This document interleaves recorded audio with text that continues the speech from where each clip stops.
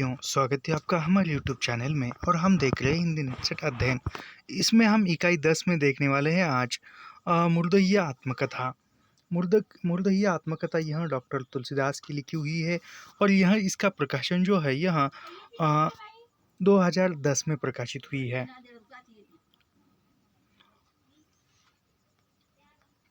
और इसकी भूमिका हम प्रारंभ करते हैं।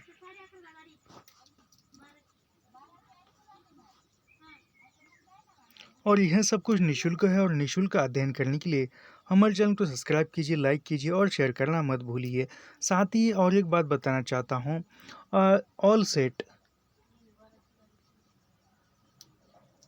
ऑल सेट एग्ज़ाम, एक मिनट यहीं पे लिखेंगे हम।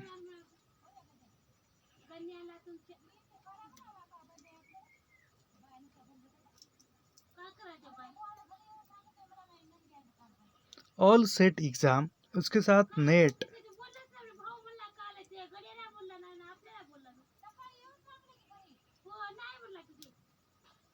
JRF और PhD एंट्रेंस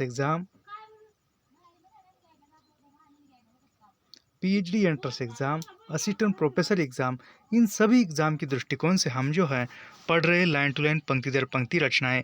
केवल नेट JRF के दृष्टिकोण से नहीं है, तो हम नेट से ऑल सेट यानी जितने भी स्टेट गवर्नमेंट के ज़रिए जो असिस्टेंट प्रोफेसर के लिए एग्ज़ाम ली जाती है, उसके लिए असिस्टेंट प्रोफेसर, जैसे अभी हाल ही में हरियाणा असिस्टेंट प्रोफेसर निकला है, राजस्थान असिस्टेंट प्रोफेसर, ऐसे जो नोटिफिकेशन आते हैं उन सभी परीक्षा के दृष्टिकोण से हम लाइन टू लाइन, पंक्ति दर पंक्ति रचनाओं का अध्ययन कर रहे हैं।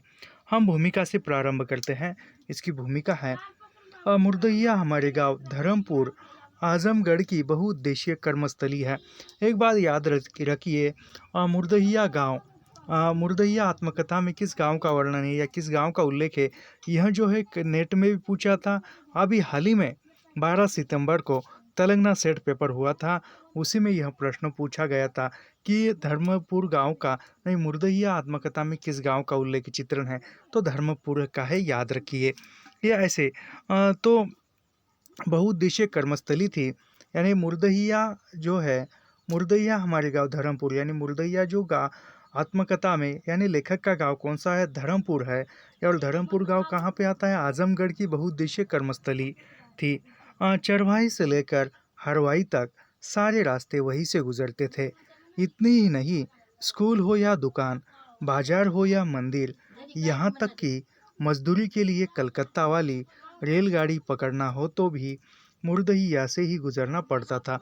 यानी कहीं पर भी जाओ, गांव में जाओ या गांव से बाहर जाओ, किसी भी कार्य के लिए जाना हो तो रास्ता जो है कहाँ से गुजरता था, तो मुर्दहिया से होकर ही रास्ता जाता था।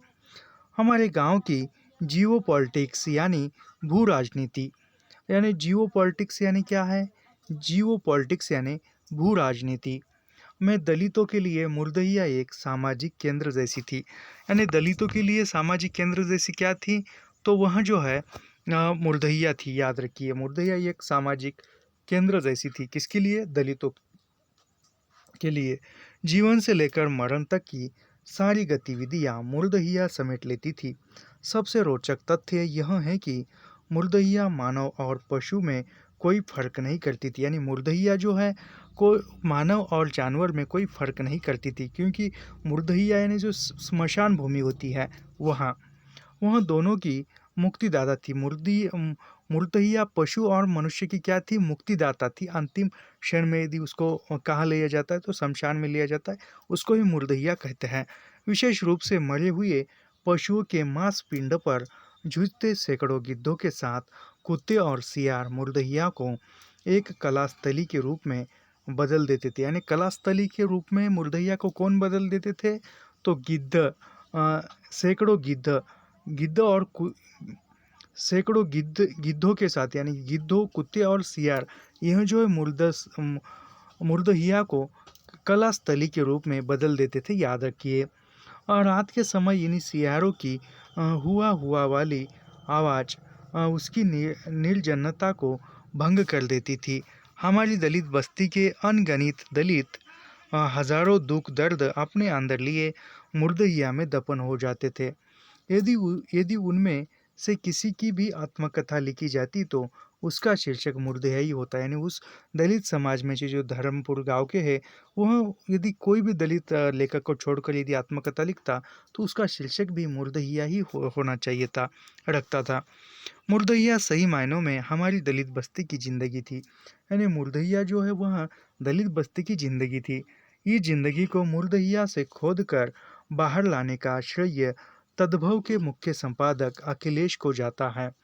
वे हमेशा मेरे सामने कलम के बदले फावड़ा लिए तैयार मिलते थे। सही अर्थों में मैंने उनके ही फावड़े से खोदकर मुर्दहिया से अपनी जिंदगी को बाहर निकाला। यानी यह मुर्दहिया आत्मकथा लिखने के लिए लेखक को किसने प्रेरित किया?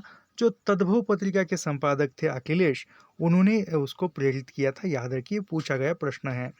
जमाना चाहे जो भी हो, मेरे जैसा कोई आदना आदना जब भी पैदा होता है, वह अपने इर्द गिर्द घूमते लोग जीवन का हिस्सा बन हो जाता है। यही कारण था कि लोक जीवन हमेशा मेरा पीछा करता रहा।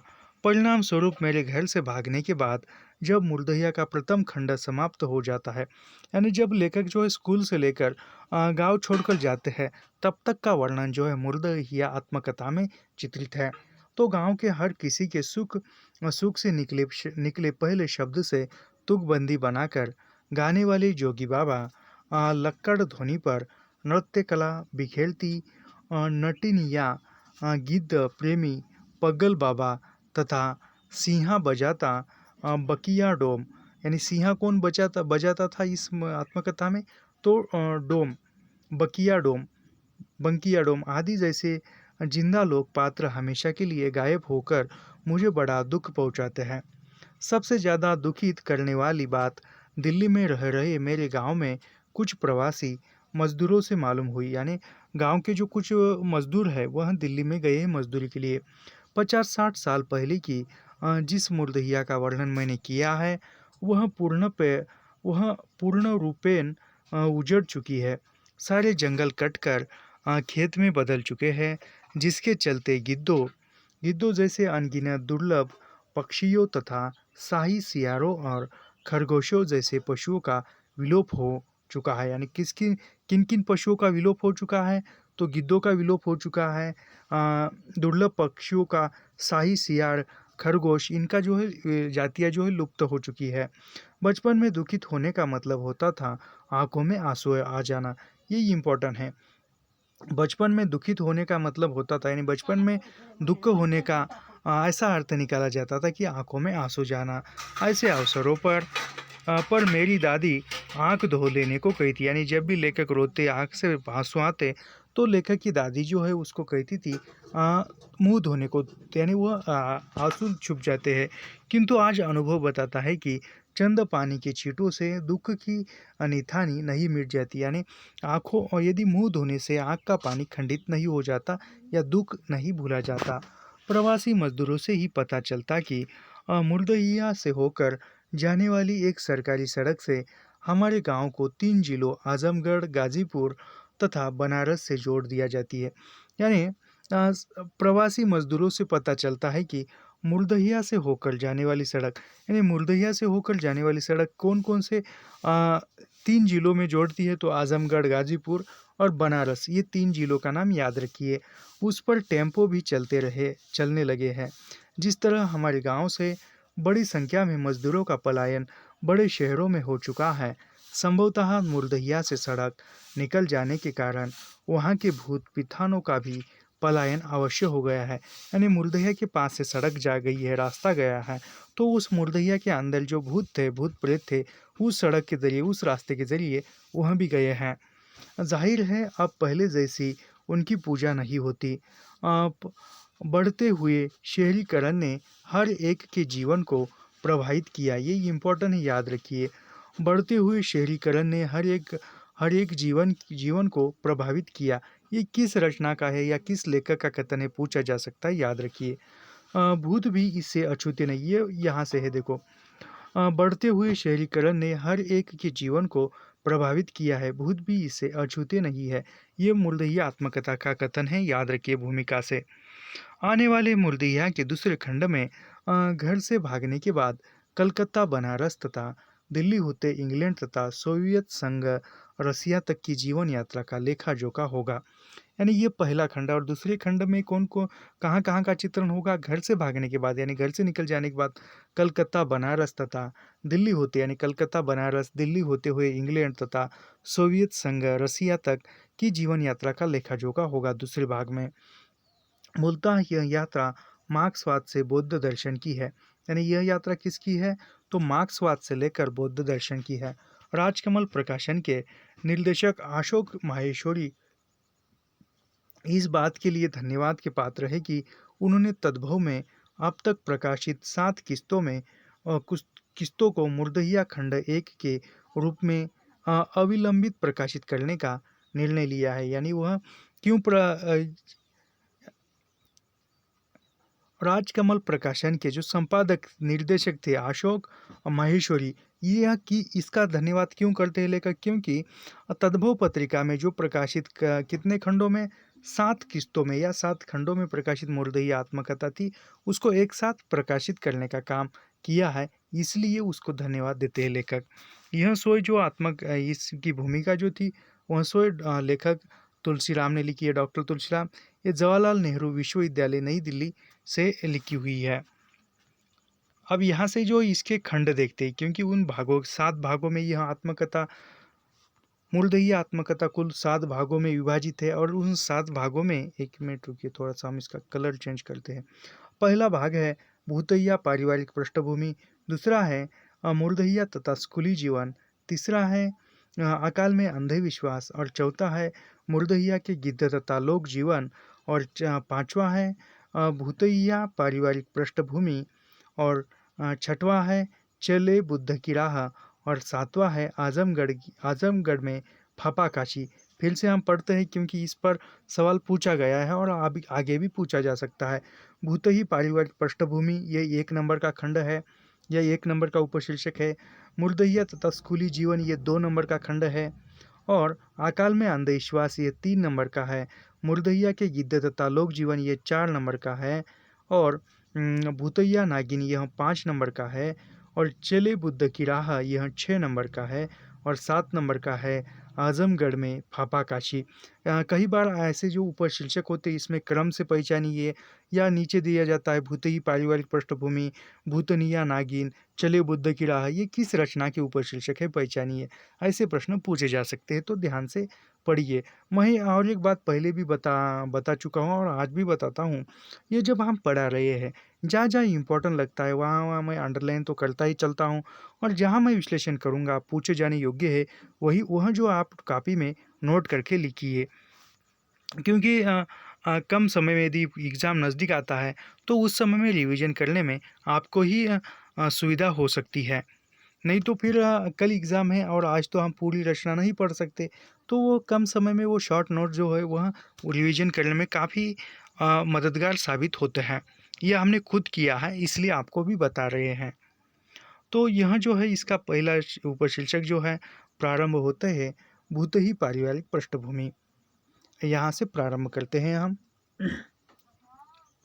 मूर्खता मेरी जन्मजात विरासत थी। यानी लेखक की विरासत क्या थी? जन्मजात तो मूर्खता थी। मानव जाति का वह पहला व्यक्ति जो जैविक रूप से मेरी खानदानी पूर्वज था, उसके और मेरे बीच न जाने कितने पैदा हुए, किंतु उनमें से कोई भी पढ़ा लिखा नहीं था। यानी लेखक के परिवार में कोई पढ़ा लिखा नहीं था। लगभग 2300 वर्ष पूर्व यूनान देश से भारत आए मीनांदर ने कहा है कि आम भारतीयों को लिपि का ज्ञान नहीं है, इसलिए वे पढ़ लिख नहीं सकते। ये इम्पोर्टेंट है, याद रखिए। यूनान देश से आए मिलांदर ने कहा है कि, यानी यह ऐसा पूछा जा सकता है कि भारतीयों को लिपि का ज्ञान नहीं है, इसलिए वो पढ़ लिख नहीं सके। ये किस देश के विद्वान ने कहा है? तो यूनान देश के विद्वान ने कहा है। और उसके बाद जो है उसका नाम क्या था उस विद्वान का? तो मीनांदर नाम था। और उसने कहा है कि भारतीयों को लिपि का ज्ञान नहीं है। नहीं है, इसलिए वे पढ़ लिख नहीं सकते, यानी उनको लिपि का ज्ञान नहीं, इसलिए वो पढ़ लिख नहीं सकते हैं। उनके समकालीनता ने तो कोई प्रतिक्रिया नहीं दी, किंतु आधुनिक भारतीय पंडों ने मीनांदर का अ, खूब खंडन किया। यानी जो आधुनिक पंडित थे, उन्होंने पढ़ लिख कर जो मीनांदर का जो कथन था, उसको लिपि का ज्ञान नहीं इसलिए वो पढ़ लिख नहीं सकते, तो उसका खंडन किया और उसने पढ़ लिख के वो हकीकत तो यह है कि आज भी करोड़ों भारतीय मीनांदर की कसौटी पर खरा उतरते हैं। सदियों पुरानी इस अशिक्षा का परिणाम यह हुआ कि मूर्खता के चलते अंधविश्वासों का बोझ मेरे पूर्वजों के सिर से कभी न उतरा। यानी वो भारतीयों को लिपि का ज्ञान नहीं, इसलिए वो पढ़ लिख नहीं सकते, इसी के साथ वो चलते रहे और वह इस अशिक्षा यानी शिक्षा प्राप्त नहीं की, तो वह अनेक अंधविश्वासों में भटकते रहे। शुरुआत यदि दादा से ही करूँ तो पिताजी के अनुसार उन्हें एक भूत ने लाठियों से पीट पीट कर मार डाला। यानी लेखक के दादाजी की मृत्यु किस प्रकार हुई थी, किस किस कारण हुई थी, तो भूत ने जो है उनको लाठी लाठी से पीट पीट कर मारा था।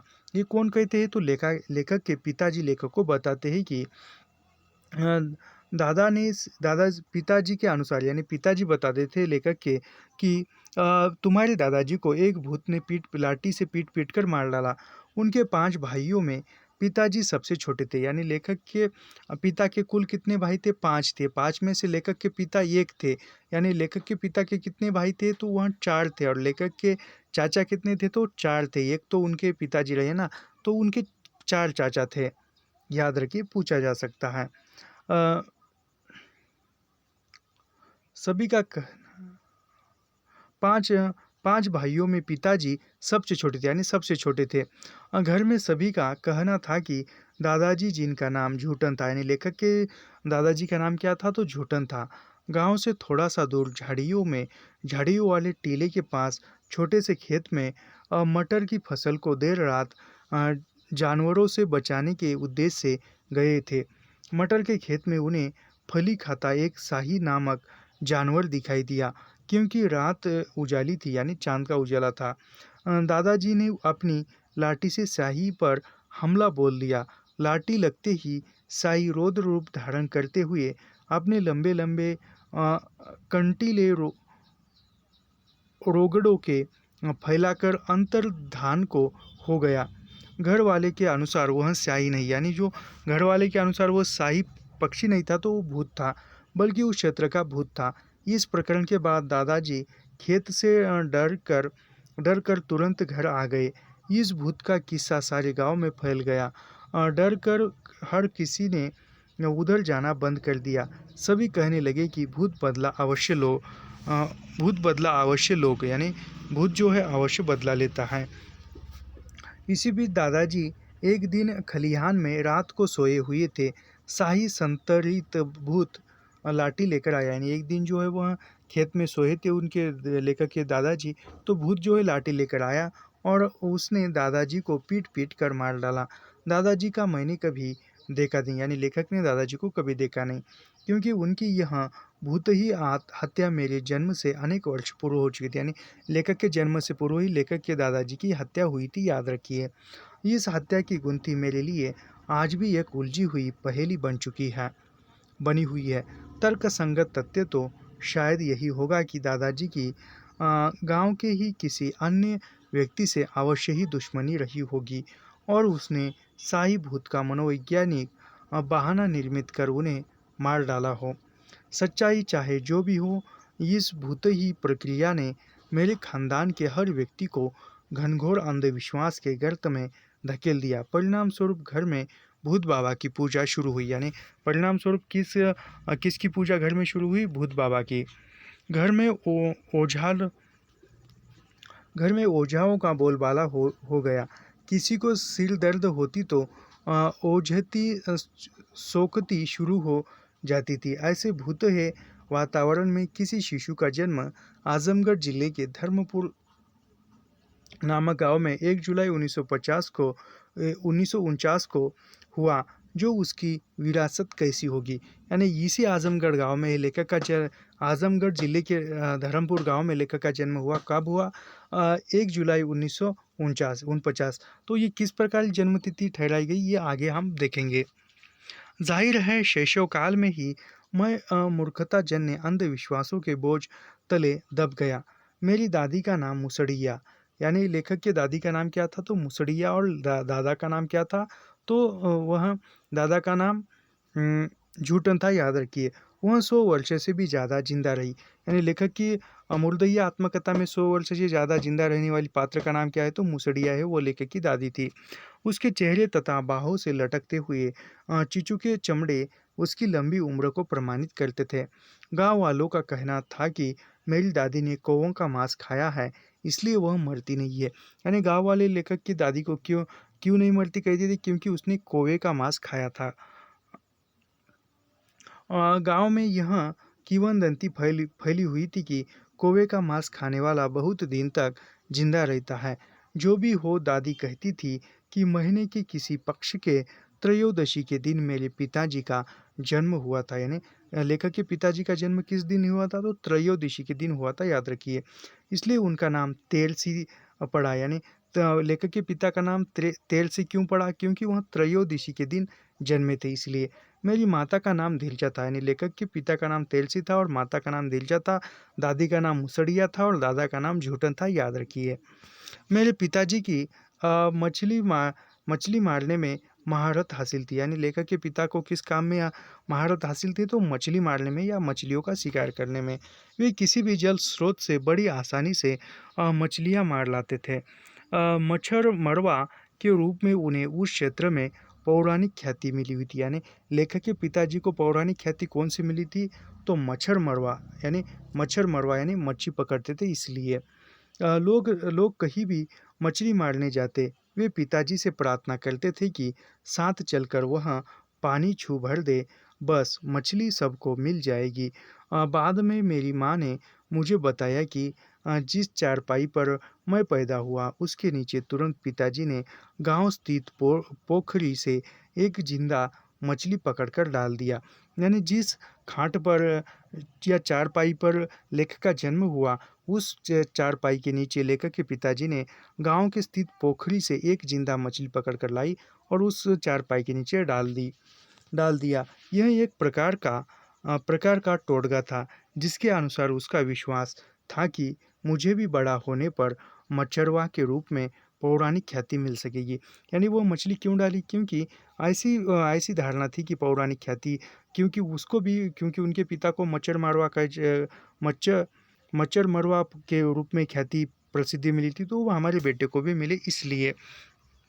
संभवतः मेरे माँ बाप की सर्वोच्च आकांक्षाओं की पहुँच मुझे एक सिद्ध हस्त मच्छर मरवा के रूप में देखने तक ही सिमट कर रह गई थी। यानी लेखक के पिता और माता जो है लेखक को यानी तुलसीराम को आ, किस लिए किस काम में प्रसिद्धि करवाना चाहते तो मच्छर मारवाने, मच्छी की शिकार करने में।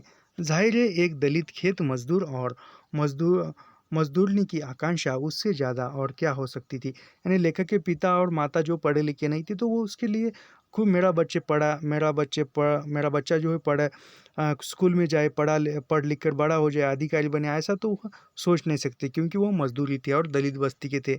माँ ने यह भी बताया कि उसके कई बच्चे पहले पैदा हुए, किंतु थोड़ा बड़ा होकर होकर सबके सब मर चले गए। यानी लेखक से पहले भी लेखक के भाई बहन जो है वह जन्म होकर आए थे और कुछ थोड़ा दिन बचे और फिर मर गए। इसलिए जब मैं पैदा हुआ तो पिताजी मुझे अपनी गोद में लेकर गांव से करीब 1.5 किलोमीटर दूर एक शिव मंदिर, जिसे शेरपुर कुटी कहते हैं, पहुँचे और मंदिर के महंत बाबा हरिहर दास ने आशीर्वाद देने के लिए विनती की। यानी जो है, क्योंकि लेखक से पहले जो भी लेखक के माता को बच्चे होते थे वह थोड़ा बड़ा होकर मर जाते थे, तो वह ये इसी भय के कारण लेखक के पिताजी ने, लेखक का जब जन्म हुआ जब वो छोटे थे, तो लेखक के पिताजी यानी तेलसी ने लेखक को, उस बालक को लिया और वो लेकर गोद में लेकर कहाँ चले गए तो याद रखिए कितने किलोमीटर, करीब 1.5 किलोमीटर दूरी पर एक शिव मंदिर है, जिसे शेरपुरी कुटी कहते हैं। यानी शिव मंदिर को ही शेरपुरी कुटी कहते थे। उस शेरपुरी कुटी में कुटी के मंदिर के एक महंत बाबा, उसका नाम क्या है, हरिहर दास, से आशीर्वाद लेने की विनती की। बाबा हरिहर दास बड़े उदास पुरुष थे, यानी वो उदार पुरुष थे। कौन? बाबा हरिहर दास। उन्होंने मुझे जीवित रहने का आशीर्वाद देते हुए मेरा नाम तुलसीराम रखा। यानी लेखक का नाम तुलसीराम किसने रखा? तो बाबा हरिहर दास ने जीवंत रहने का आशीर्वाद देते हुए रखा। बाबा का कहना था कि तुलसीदास राम भक्त थे। अंत यह लड़का भी बड़ा होकर तुलसीराम के रूप में राम भक्त होगा। यानी कि हरिहर दा किसका कहना था कि लेखक जो है बड़ा होकर राम भक्त बनेगा तुलसीदास की तरह? तो हरिहर दास का कहना था, याद रखिए। मुझे जीवित रखने की प्रक्रिया में पिताजी स्वयं एक कट्टर शिव भक्त हो गए। यानी लेखक को जीवंत रखने की प्रक्रिया में, एक अच्छा स्वास्थ्य लाभ हो की प्रक्रिया में लेखक के पिताजी जो है वह कट्टर शिव भक्त हुए थे। उन्होंने घर के पास एक नया पीपल का पेड़ लगवाया। यानी कौन सा पेड़ लगवाया था? पीपल का पेड़ लगवाया और उसकी पूजा शुरू कर दी। शनिवार के दिन वे पीपल पर जल चढ़ाते और शाम को घी का दिया जलाते। यानी याद रखिए, शनिवार के दिन पीपल के पेड़ को जल चढ़ाते थे। कौन? लेखक के पिताजी। और वहाँ पर शाम के समय में घी का दीपक जलाते थे।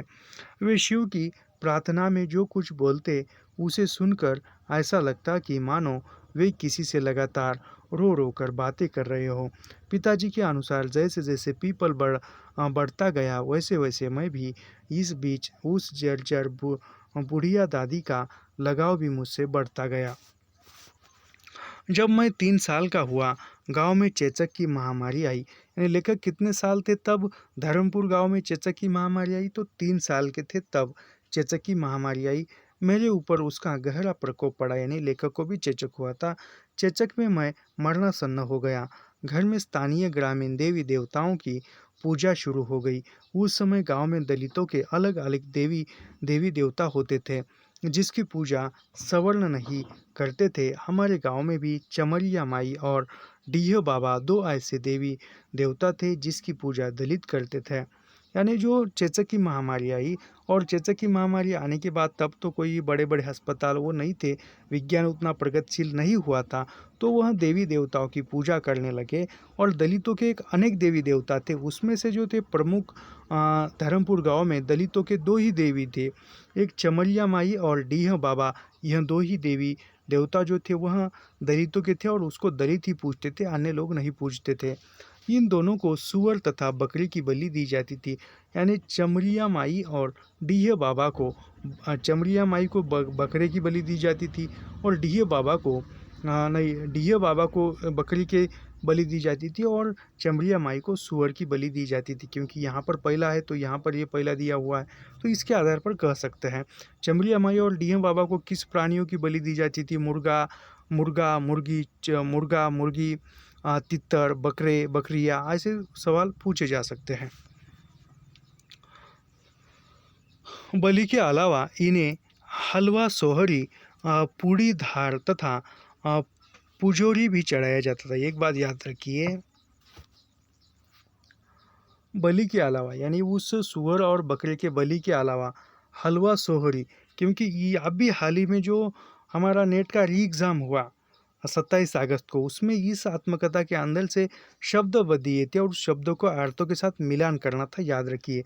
तो ये सोहरी का अर्थ क्या होता है? पूड़ी होता है, याद रखिए। हलवा सोहारी यानी हलवा पूड़ी, हलवा सोहारी यानी हलवा पूड़ी, धार तथा पुजोरा भी चढ़ाया जाता था। एक लोटा पानी में कुछ जायफल, छुआरे लौंग आदि मिला दिया जाता, जिसे धार कहते थे। यानी धार किसे कहते थे? क्योंकि आजकल काफ़ी सूक्ष्मता के साथ प्रश्न पूछ रहा है। एक बात फिर से पढ़ते हैं। बलि के अलावा इन्हें यानी जो जो देवी देवता डीह बाबा और जो चमरिया माई थी, उनको बकरी और सुअर के अलावा, इन बलि के अलावा कौन कौन चीज़ें चढ़ाई जाती? हलवा, सोहारी का मतलब पूड़ी होता है, याद रखिए, पूड़ी। हलवा, सोहारी, पूड़ी, धार तथा पुजोरा भी चढ़ाया जाता था। एक लोटा पानी में कुछ जायफल, छुआरा, लौंग आदि मिला दिया जाता, जिसे धार कहते थे। यानी धार किसको कहते थे? एक लोटा पानी में कुछ जायफल, छुहारा, लौंग मिला दिया जाता था, उसको धार कहते थे, याद रखिए। एक मुट्ठी जौ का आटा पुजोरा कहलाता था। यानी एक मुट्ठी जो है जौ का आटा यानी ज्वारी का आटा एक मुट्ठी होता था, उसको ऐसे पानी में घोल मिलाकर कुछ किया जाता था, उसको क्या कहते थे, तो उसको पुजोरा कहते थे, याद रखिए। चमरिया माई का स्थान उसी मटर वाले भूतही खेत के पास झाड़ियों वाले टीले पर था। वहाँ कुम्हार के आवा में पके मिट्टी के कुछ हाथी और घोड़े रखे हुए थे। यही हाथी घोड़े गांव के ब्राह्मणों के घरों के पास डीह बाबा के स्थान पर भी रखे हुए थे। जैसा कि अवगत है, घर वाले भूत की भी पूजा करते थे, किंतु गांव में चमरिया माई या डीह बाबा की तरह उसका कोई स्थान निर्धारित नहीं था। यानी गांव वाले जो है भूत की भी पूजा करते थे, लेकिन चमरिया माई या डीह बाबा के जिस प्रकार एक विशिष्ट स्थान था, निर्धारित स्थान था, मंदिर था, लेकिन उस भूत का कोई निर्धारित स्थान या मंदिर नहीं था। गांव के दलित पश्चिम कोण दिशा में थोड़ी दूर पर दौलताबाद नामक एक दूसरा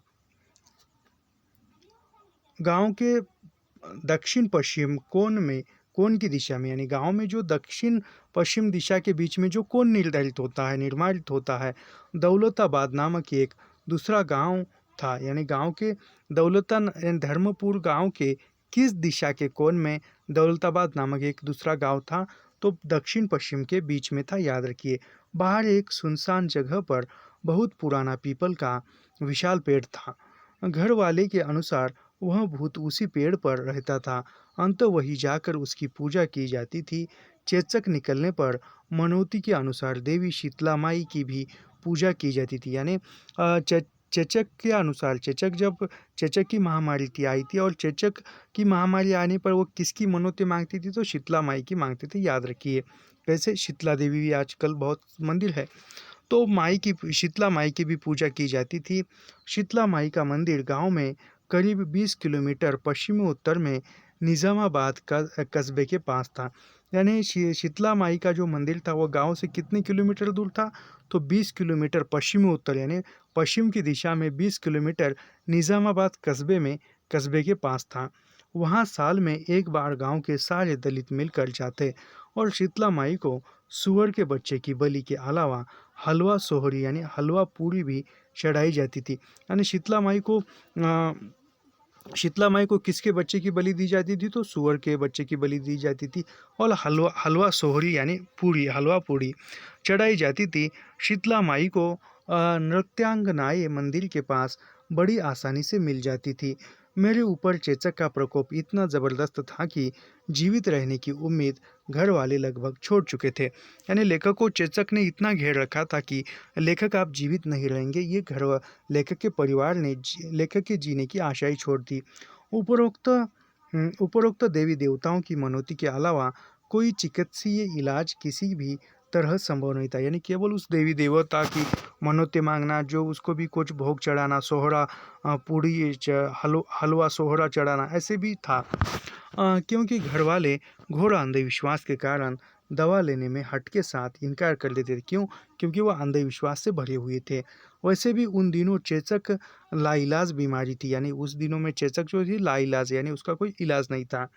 घर वाले इसे शीतला माई का प्रकोप समझते थे। पास के गांव से एक ओझा आता और कभी भी स्पष्ट न होने वाले कथित मंत्रों को बड़बड़ाते तथा लौंग तोड़ते हुए झाड़ फूक करता था। यानी एक ओझा, यानी जो बाबा कह सकते हैं आज के भाषा में।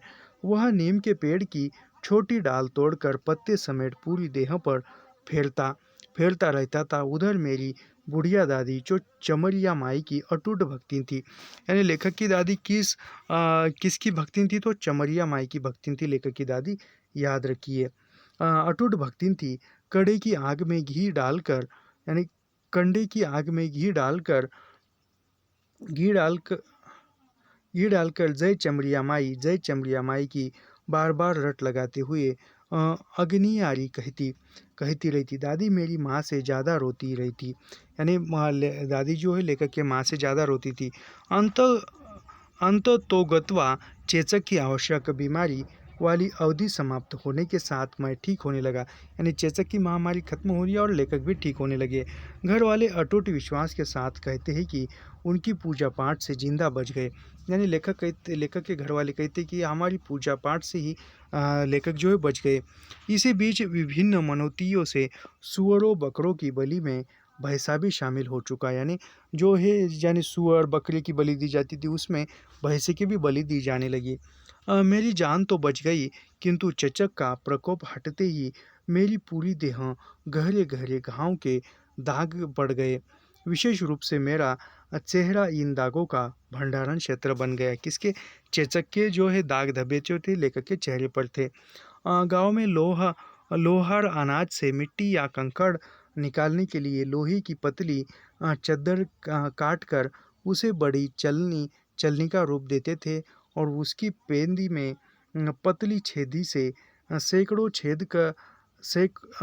छेद देते थे, जिसे आड़ा कहते थे। यानी जो वह अनाज की छन्नी करने के लिए, अनाज चालने के लिए जो बड़े पत्थर पर छोटी छोटी ये करते थे, छन्नी से छोटे छोटे छेद किए जाते थे, उसको क्या कहते थे? आड़ा कहते थे। याद रखिए, फिर से मैं पढ़ता हूँ क्योंकि यह पूछा जाने योग्य है।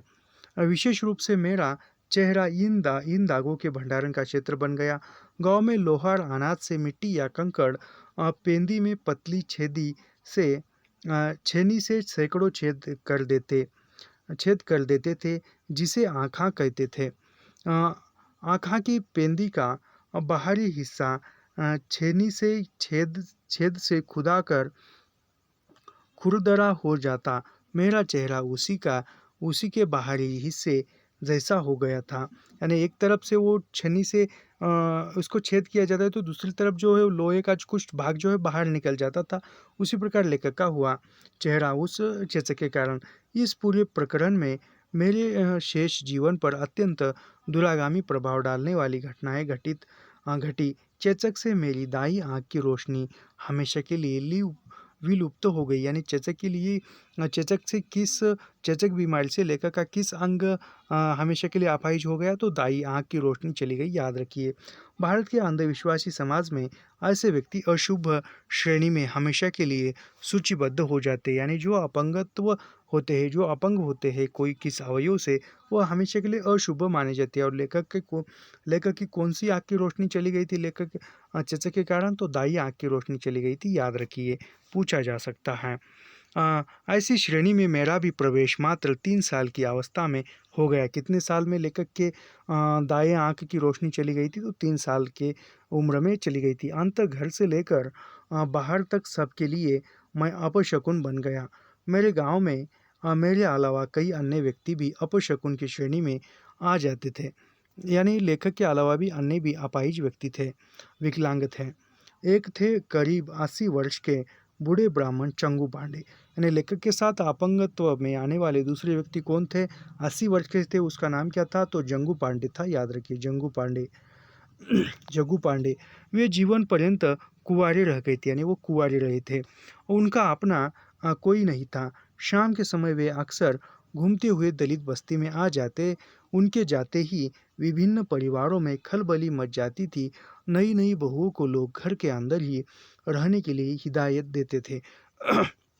जग्गू पांडे की उम्र कितनी थी? 80 वर्ष थी, लेकिन फिर भी उसकी शादी नहीं हुई थी।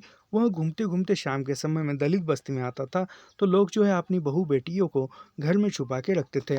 लोगों का मानना था कि जग्गू पांडे की निगाह पड़ते ही बहुओं का अनिष्ट हो जाएगा। यानी जग्गू पांडे की निगाह या नज़र जो है हमारे बहू बेटों पर पड़ेगी, तो वो कुछ अनिष्ट हो जाएगा, कुछ कठिन हो जाएगा, कुछ अपशकुन हो जाएगा।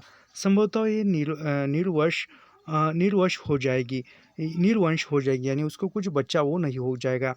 इस संदर्भ में एक घटना याद आने पर आज भी दुख की अनुभूति होती है। मेरे घर के पास एक आम के पेड़ में खूब बोर आए थे। यानी बोर यानी जो आम के फूल, यानी आम आने से पहले उसको आते हैं। हिंदी में मराठी में हमारी भाषा में उसको मोहर कहते हैं। तो वह आते थे। अचानक जग्गू पांडे आकर आम के बोरों को देखने लगे, क्योंकि बोर बहुत अच्छे लग रहे थे। यानी आज उस पेड़ के नीचे जग्गू पांडे आया और आने के बाद उस मोहर को देखने लगा था, उस बोर को देखने लगा था। मेरे घर वालों ने कहना शुरू कर दिया कि जंगू पांडे की नज़र लग गई, यानी जंगू पांडे की नज़र लग गई, अब फल नहीं आएंगे। जबकि बाद में खूब फल आए, यानी कहने लगे घर वाले कि अब फल नहीं आएंगे, लेकिन बाद में खूब अच्छी तरह से आम के फल आए।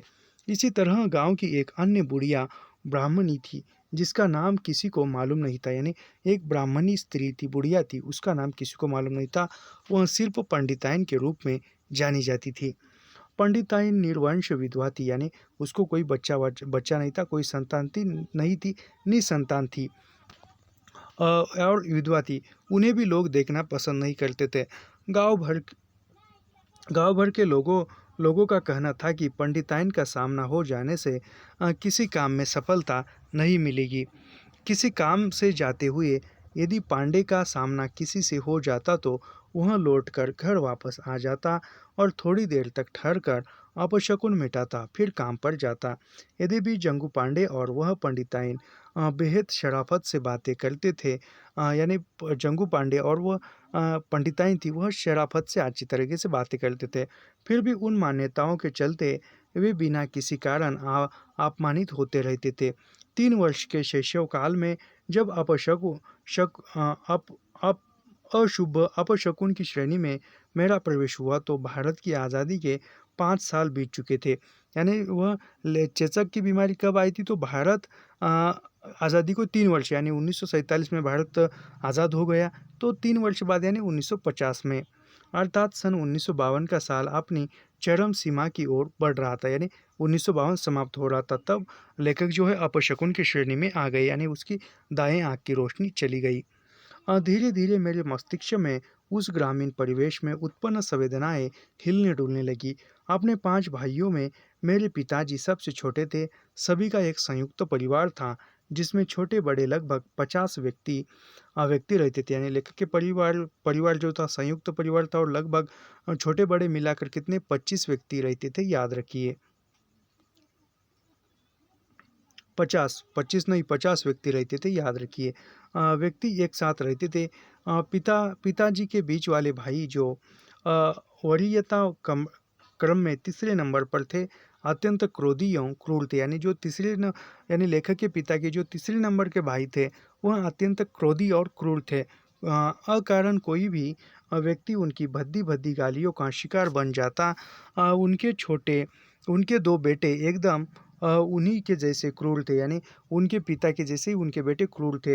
वे सभी मुझे अक्सर कनवा कनवा कहकर पुकारते थे, यानी सभी जो, यानी वो तीसरे नंबर का चाचा, यानी लेखक के पिताजी के तीसरे नंबर के जो भाई थे, वह और उनके जो बेटे जो है लेखक को हमेशा कनवा कनवा कहकर पुकारते थे, याद रखिए।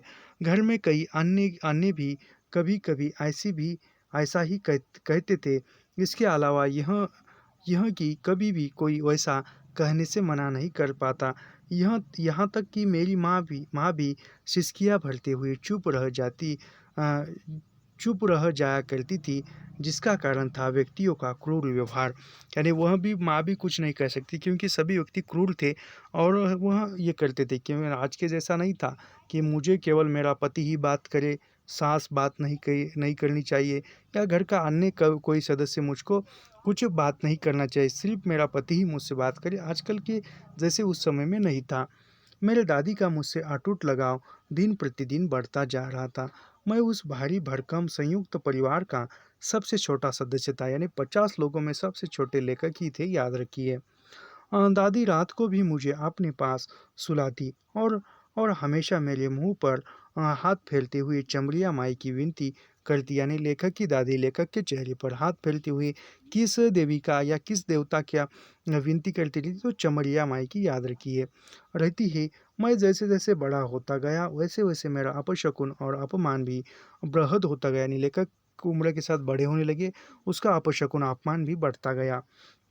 विशेष रूप से परिवार के अंदर बाद में थोड़ा समझदार होने पर दादी ने बताया कि चेचक निकलने के पहले घर में सबसे छोटा होने के कारण परिवार के सभी सदस्यों में मुझे गोद ले लेकर खिलाने की होड़ लगी रहती थी, किंतु चेचक के बाद सब कुछ बदल गया। यानी लेखक सबसे छोटे थे, बच्चा अकेला थे लेखक, तो सभी लोग जो है गोद में लेकर उसको बड़े प्यार से खेलते थे, लेकिन जब चेचक की बीमारी हुई तो सभी लोग उसको गोद में नहीं लेते थे, उसके साथ खेलते नहीं थे।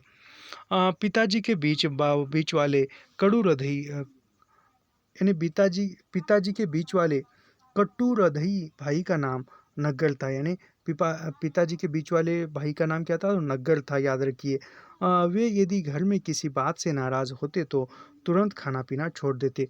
यानी घर में वह जो नग्गर जो थे, वह कोई कभी नाराज हो जाते तो तुरंत खाना पीना जो है छोड़ देते थे। एक तरह से वे गांधीवादी अनशन कर बैठते थे। यानी गांधीवादी का प्रतीक कौन पात्र है? तो नग्गर चाचा है, याद रखिए। घर का कोई सदस्य उन्हें मनाने के लिए थाली में खाना तथा लोटे में पानी लेकर जाता तो वह उनकी गालियों की बौछार से सरोबार हो जाता। वे तुरंत खाना समेत थाली को वही उलट देते और लोटे के प्रहार से थाली को चकनाचूर कर देते। उस समय घर गांव में सबसे पास कांसे या फूल नामक धातु की थालियाँ और लोटे हुए। यानी उस समय में किस धातु के? यानी कासे जो थे एक एल्यूमिनियम की तरह एक धातु रहता था, और फूल नामक कासे या फूल नामक धातु के थालियाँ और लोटे रहते थे, जो किसी भी तरह के प्रहार से खंड खंड हो जाते। इस तरह उनकी हर नाराजगी का शिकार कम से कम एक थाली अवश्य हुआ करती थी। यानी जब कभी वो नाराज हुए, एक थाली टूट जाती थी। उनकी इस तुनक मिजाजी से न जाने कितनी थालियाँ अपना अस्तित्व खो चुकी थी। उनसे हर कोई आतंकित रहता। उनके दोनों बेटे भी सही अर्थों में इस आतंक से उत्तराधिकारी थे। ये बाप बेटे जब कभी अच्छे मूड में होते तो मुझे पास बुलाते और जिस आँख से मैं देख सकता था उसे हाथ से बंद करा करा कर मेरे सामने अपनी उंगलियां फैलाकर गिनने के लिए कहते। नग्गर चाचा और नग्गर चाचा के बेटे जो है, वह बाप बेटे दोनों मिलकर जिस जिस आँख की रोशनी अच्छी थी वह आँख बंद करके सामने उंगलियां दिखाते। ए भैया, ये कितनी उंगलियां है? दो दिखाती। और लेखक ने कहा दो है, तो नहीं नहीं एक है, ऐसे कहते थे। ऐसी स्थिति में मुझे धुंधला सा दिखाई पड़ता था, जिनके सहारे मैं विभिन्न उंगलियों को गिन कर बता देता। यानी धुंधला बता दिखता था तो वो गिन कर बताते थे और वो प्रसन्न हो जाते। इस प्रसन्न मुद्रा में वे हमेशा थाबाशी के रूप में कहते, यानी शाबाशी के रूप में कहते, कनवा बड़ा तेज हो। उनकी उंगलियों की गिन गिन कर मैं खूब प्रसन्न रहता। यानी वह कहते थे नग्गल चाचा कि कनवा बड़ा तेज हो, यानी वो तेज दिमाग का है और उंगलियां गिनकर बात सही बताता है। किंतु जब थोड़ी और बड़ा बड़ा हुआ तब अनुभूति हुई हुई जिस गिनती की सफलता से मैं अपने को महान गणितज्ञ समझकर खुश हो जाता था, वास्तव में वह मेरा उपहास होता था। तथा वे मनोरंजन के लिए मेरे साथ यह खेल खेलते थे। धीरे धीरे यह खेल मुझे बुरा लगने लगा। यानी वह मनोरंजन के लिए खेल खेलते थे और धीरे धीरे लेखक को वह खेल बुरा लगने लगा। अत्यंत मानसिक पीड़ा होती थी, किंतु उस धुंधली गिनती से पीछा छुड़ा लेने की हिम्मत नहीं पड़ती। यानी वह जो खेल खेलने की हिम्मत जो है नहीं होती थी छोड़ने की। यह क्रम वर्षा तक चलता रहा, यानी बारिश होने तक। इस संदर्भ में मैं दावे के साथ कह सकता हूँ कि धुंधली गिनती की परीक्षा से उत्पन्न पीड़ा मेरे जीवन की पहली मानसिक पीड़ा थी। यानी लेखक के जीवन की पहली मानसिक पीड़ा कौन सी थी? तो धुंधली गिनती की परीक्षा से उत्पन्न पीड़ा। यानी जो धुंधली, जो आँख बंद करके जो कहते थे कितनी उंगलियां हैं गिनने के लिए, तो यह जो है धुंधली गिनती की परीक्षा जो उत्पन्न जो पीड़ा होती थी, पहली मानसिक पीड़ा थी, याद रखिए, पूछा जा सकता है। अ, अशुभ अपशकुन वाली पीड़ा की अनुभूति कुछ देर में आई। इन्हीं पीड़ाओं में मेरा सारा बचपन विलुप्त हो गया और मैं अल्प आयु में भी अत्यंत संवेदनशील बन गया। यानी जो वह अपशकुन, अशुभ, यह पीड़ा बाद में आई, और यह पीड़ा जब आई, इस पीड़ाओं के अंदर ही लेखक का पूरा बचपन जो है, खेलने कूदने के दिन जो थे, इसी शकुन अपशकुन में ही बीत गए। मेरे दादा परदादा गांव के ब्राह्मण जमींदारों के खेतों पर बंधुआ मजदूर थे। यानी लेखक के दादा परदादा गांव के ब्राह्मण जमींदारों के खेतों पर बंधुआ मजदूर थे। उन जमींदारों ने कुछ ही खेत उन्हें दे दिया था। गांव के अन्य दलित भी उन्हीं जमींदारों के यहाँ हल चलाने का काम, यानी हरवाई यानी हल चलाने का काम करते थे। अन्य मजदूर, यह हरवाई पुश्त दर पुश्त चलती आ रही है, यानी पीढ़ी दर पीढ़ी चलती आ रही है।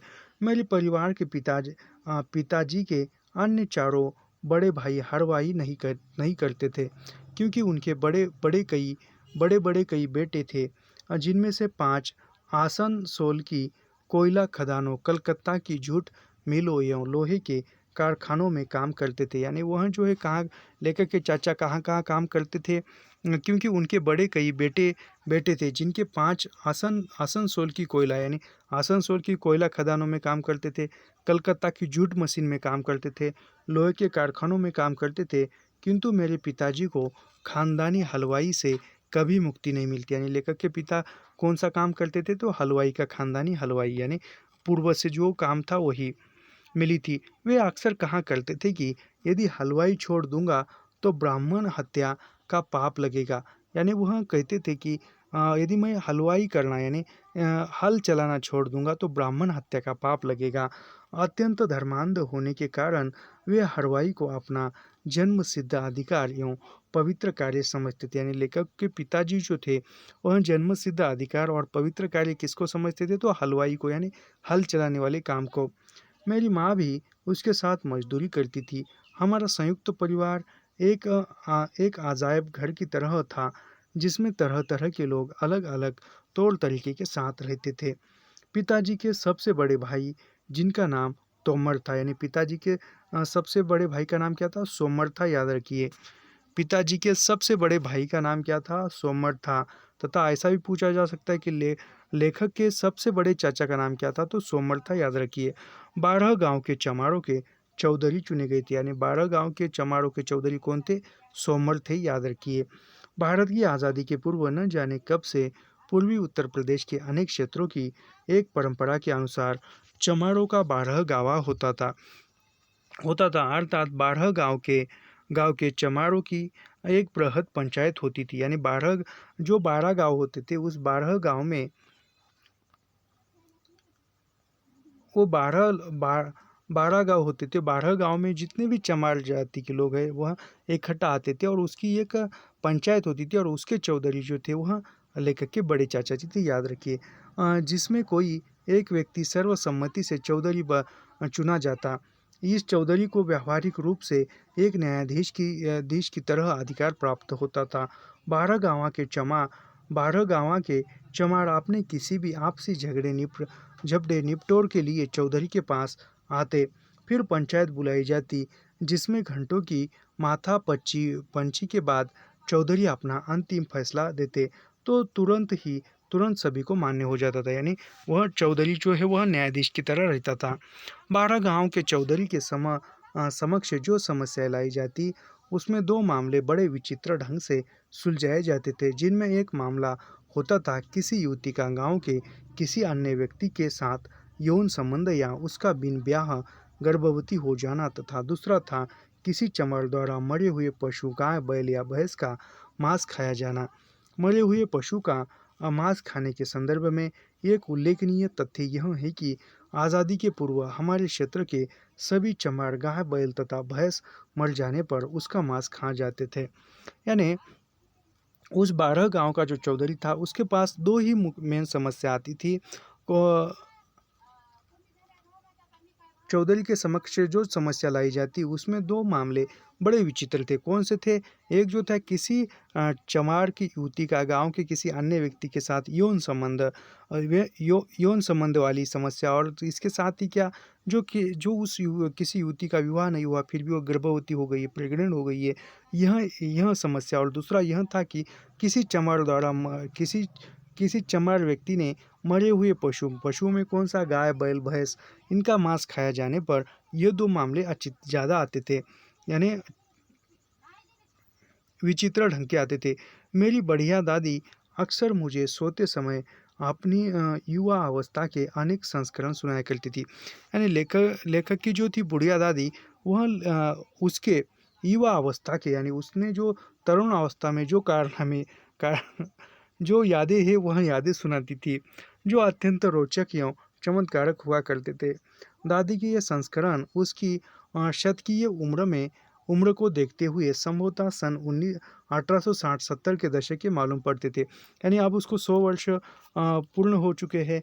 तो वह कब की बातें बताती थी लेखक की दादी? 1860 या 1870 के बीच की। मैं इन संस्करणों को बहुत ध्यान से सुनता था।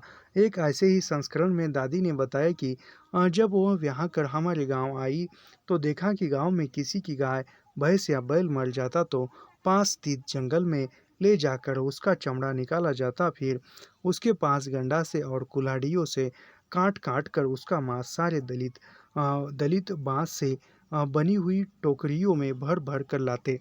यानी जो लेखक की दादी कहती है कि जब उसकी शादी होकर जब वो धर्मपुर गांव में आई थी तो किसी गाय बैल या भैंस मर जाती तो जंगल में ले जाकर उसके खाल निकाल कर जो कुल्हाड़ी से काट काट कर उसका मांस निकाल जाता था मरे हुए जानवर का, और जो बांस की जो टोकरियाँ होती थी बनाई हुई उसमें भर भर कर वो लाते थे। मांस काटने का काम प्राय महिलाएं करती थी, यानी मांस काटने का काम महिलाएं करती थी। दादी यह भी बताती कि जिस समय कोई चमार पुरुष मरे मरे हुए ज- जिस समय कोई चमार जिस समय कोई जिस समय कोई चमार पुरुष मरे हुए जानवर का चमड़ा निकालना शुरू करता, अचानक सैकड़ों की संख्या में वहां गिद्ध मंडराने लगते तथा दर्जनों कुत्ते आकर भौंकने लगते। कुछ सियार भी चक्कर मारते, किंतु कुत्तों का महिलाओं की उपस्थिति को देखते हुए वे पास नहीं आ पाते। यानी याद रखिए ये कितना रोचक बात बताई है इन्होंने कि वह जब भी वो चमार पुरुष जो होता है जो मरे हुए जानवर का चमड़ा निकालने के लिए या ऊपर की जो खाल निकालना प्रारंभ करता था तो असंख्य कुत्ते जो है वहाँ पर आकर भौंकते थे। सैकड़ों गिद्ध मंडराने लगते थे, कुत्ते भौंकने लगते थे, सियार भी चक्कर मारते थे। और वहाँ यह बात जो है वहाँ पर यदि महिलाएं उपस्थित हो तो कुत्ते जो है पास भटकते भी नहीं थे। देखिए कितनी बड़ी शक्ति थी। मेरे पशु के मांस के मरे पशु के मांस के बंदर बाट में महिलाओं के साथ कुत्तों और गिद्धों में उग्र होड़ मच जाती थी। दादी भी इस होड़ में शामिल हुआ करती थी। दादी मांस के कुछ हिस्से को अनावश्यकता अनुसार तुरंत पकाती, किंतु आधी का अंश बचे हुए कच्चे मांस को कई दिन तक तेज धूप में सुखाती, किंतु सूख जाने पर मांस को कच्ची मिट्टी से बनी कोठीली में रखकर बंद कर देती। इस प्रक्रिया सूखे मांस का भंडारण बढ़ता जाता और साल के उन महीनों में जब खाने की वस्तुओं का टोटा पड़ जाता तो सूखे मांस को नए तरीके से पका पका कर परिवार के लोग अपना पेट भरते। मरे हुए इन पशुओं के मांस को डांगर कहा जाता था। अभी हाल ही में प्रश्न पूछा था ये री एग्जाम में, जो मिलान में शब्द आए थे मुझे याद नहीं है कौन कौन से, लेकिन डांगर एक शब्द था तो उसका मिलान करना था। आज़ादी के बाद चमारों ने डांगर खाना बंद करने का अभियान चलाया। यानी आज़ादी के बाद जो डांगर यानी जो मरे हुए जानवरों का सूख कर रखाया हुआ मांस जो है वह खाना बंद कर दिया था। आज़ादी के बाद अत्यंत सफल रहा। स्मरण रहे कि यह अभियान मूल रूप से बाबा साहेब आम्बेडकर ने चलाया था। यानी यह अभियान किसने चलाया था? तो बाबा साहब आम्बेडकर, डॉक्टर भीमराव रामजी आम्बेडकर, दलितों के मसीहा। किंतु हमारे 12 गांव में उन्हें कोई नहीं जानता था, बल्कि जनजीवन राम काफ़ी लोकप्रिय थे। यानी आम्बेडकर को जानने वाले उस समय में कौन थे? जगजीवन दास थे, याद रखिए। और जगजीवन राम लोकप्रिय थे। डांगर विरोधी अभियान की सफलता के बावजूद किसी किसी गांव में कई एक चोरी छुपे डांगर लाया करते थे, किंतु पकड़ लिए जाने पर उसका मामला चौधरी के पास लाया जाता था। मेरे सबसे बड़े सोमल चाचा आज़ादी के पूर्व कभी चौधरी चुने गए थे। यानी सोमल चाचा को आज़ादी कब मिली थी? स्वतंत्रता के पहले मिली थी। वे बड़े तर्कबाज बात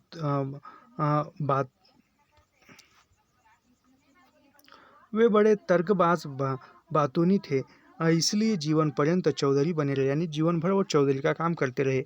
उनकी बातों में दम होता था, साथ ही निष्पक्षता भी, जिसके कारण उन्हें बदल देने की आज़ादी 12 गांव में कभी नहीं उठी। 12 गांव से अ, 12 गांव से किसी भी मामले के आने के बाद बुलाई गई पंचायत हमारे घर के सामने स्थित कुएं के काफ़ी बड़े चबूतरे पर बैठकर की जाती थी। यानी पंचायत कहाँ पर की जाती थी, तो लेखक के घर के सामने कुआँ था और उस कुएँ का एक बड़ा काफ़ी बड़ा जो है चबूतरा था, उस पर की जाती थी। या किसी पेड़ के नीचे पहले ज़माने में की जाती थी, लेकिन कहाँ पर, कुएँ के चबूतरे पर, याद रखिए। पंचायत में 12 गाँव के प्रतिनिधि आते, यानी पंचायत में जो 12 गाँव के प्रतिनिधि है वह सब आते थे, जिसके कारण भारी भरकम भीड़ हो जाती। पंचायत शुरू होते ही गांजा तथा हुक्का पीने का लंबा दौर चालू हो जाता। यानी पंचायत प्रारंभ होते ही गांजा तथा हुक्का पीने का लंबा जो दौर था वह प्रारंभ होता था। सोए हमारे परिवार के 10 लोग आला दर्ज के गंजेड़ी थे। शाम के समय सभी गांजा पीते और मुझे बार बार पुआल की रस्सी की बड़ी सी गांठ बनाकर उसे जलाना पड़ता था। वो गांजे की चीलम रहती थी, ये ऐसा रहता था। ये ऐसा कुछ तो ऐसा ही रहता है, मैंने देखा है एक बार, पिया नहीं लेकिन देखा है। तो वह सभी गांजा पीते थे और उसके जो चिलम को जलाने का काम लेखक करता था।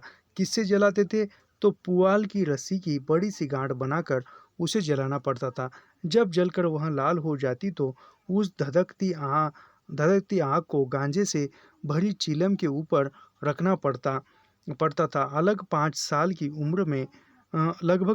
की उम्र में ही रस्सी की गांठ जलाने की मेरी नौकरी पक्की हो गई। यानी 5 साल की उम्र थी तब वो रस्सी की गांठ जलाते थे, और वो गांठ जब जल जाती थी तब उस पर जो चिलम रखी जाती थी गांजे से भरी। इस काम से मुझे बड़ी नफरत थी, किंतु मजबूरी में करना पड़ता था। नफरत का सबसे बड़ा कारण था किसी भी प्रकार के धुएं में मेरा दम घुटता था, यानी लेखक का दम धुएं से घुटता था। मेरे बड़े होने पर इसकी पहचान एक एलर्जी के रूप में की गई। पंचायत के दिन रस्सी जलाने की ड्यूटी बड़ी लंबी होती थी, यानी पंचायत होती थी तो वह रस्सी जलाने की ड्यूटी बड़ी लंबी होती थी। इस ड्यूटी के कारण मैं मजदूरी में पूरी पंचायत खत्म होने तक उसकी कार्यवाही देखता सुनता रहता। जैसा कि पहले कहा जा चुका है कि यौन संबंध तथा डांगर खाने के मामले पंचायत द्वारा बड़े विचित्र ढंग से सुलझाए जाते थे। यौन संबंध से जुड़ी युवती के पूरे परिवार को कुजाति घोषित कर दिया जाता। कुजाति का मतलब होता था उसका हुक्का पानी बंद, अर्थात संपूर्ण रूप से 12 गाँव द्वारा बहिष्कृत। यानी किसी के यौन संबंधित कोई केस आया है किसी युवती का, तो उसके परिवार को 12 गांव से निकाल दिया जाता था। 12 गांव में उसको कोई पास नहीं आने देगा। 12 गांव में वो रह नहीं सकते थे। वो 12 गांव में पानी कुछ नहीं पी सकते थे। वो 12 गांव से हकाल दिए जाते थे कहाँ जाए तो। उस परिवार से कोई बात तक नहीं कर सकता था। कुजाति की घोषणा बड़े ही विचित्र ढंग से की जाती थी। 12 गांव में अक्सर किसी न किसी के घर शादी विवाह आदि जैसे पर्व के अवसर पर सामूहिक भोज हुआ करता था। ऐसे किसी भोज में कुजाति किए जाने वाले व्यक्ति को निमंत्रित किया जाता, और जब सभी के साथ वह खाने के लिए कतार में बैठता तो सबके साथ पत्तल में उसे भी खाना परोसा जाता। यानी किसी को कुजाति समझकर 12 गांव से बहिष्कृत कर दिया गया है, निकाल दिया गया है, तो कहीं भी शादी विवाह या सामूहिक कार्य समारोह होता था तो उनको बुलाया जाता था और सभी के साथ उसको खाना दिया जाता था पत्तल में। लेकिन जो ही वह व्यक्ति खाना हाथ में लेकर मुंह की ओर बढ़ाता, तुरंत एक अन्य व्यक्ति उसका हाथ पकड़ लेता।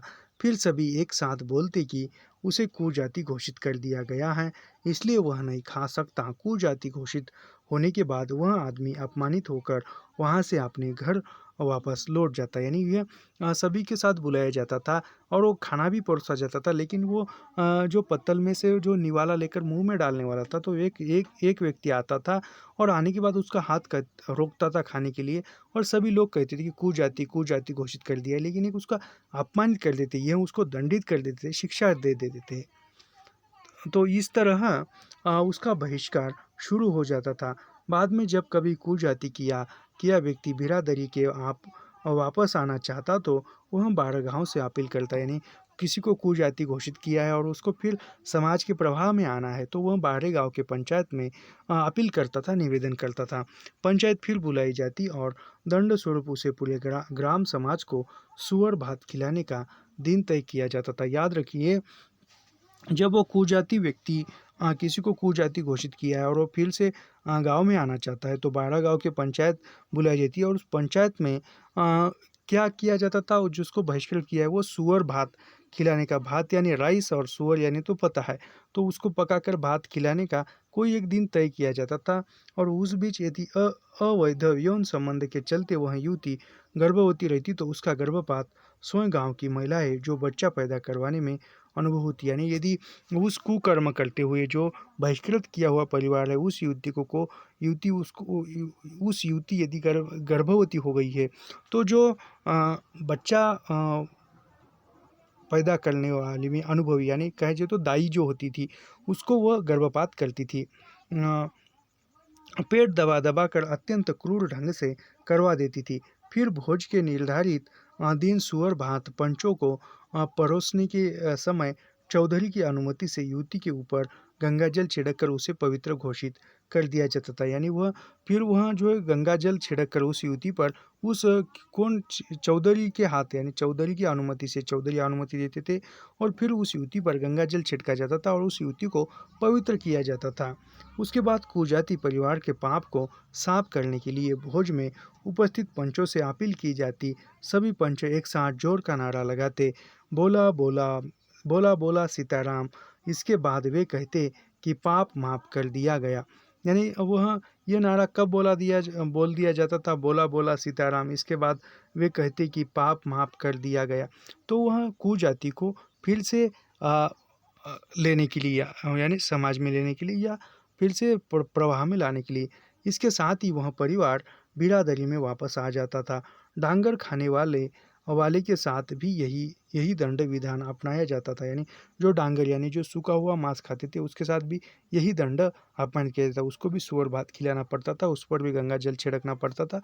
और फिर वह कहते थे कि बोला बोला सीताराम। छोटे मोटे झगड़ों के निपटारे के लिए दोषी व्यक्ति को दंड स्वरूप विवाह आदि जैसे अवसरों पर बिछाई जाने वाली बड़ी दरी तथा खाना पकाने के लिए बड़े बड़े कामों या पीतल के हंडे ग्राम समाज को देने के लिए कहा जाता था, यानी वह कुजाति के किसी अन्य छोटे मोटे कोई अपराध करता था, गुनाह करता था, तो उसको विवाह आदि में काम करने खाना पकाने के लिए या बड़े बड़े जो बर्तन होते थे वह देने का दंड दिया जाता था।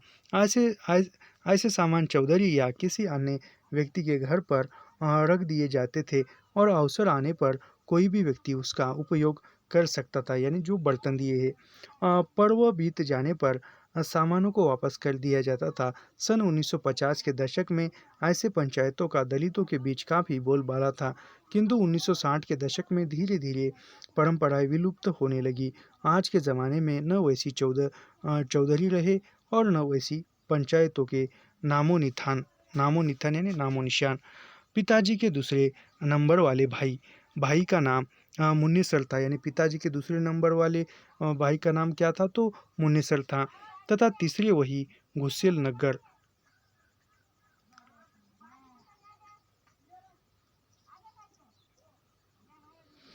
ये दोनों उत्तर प्रदेश में प्रसिद्ध शिव नारायण पंथी के धर्मगुरु थे। ये प्रश्न पूछा गया है भाई साहब।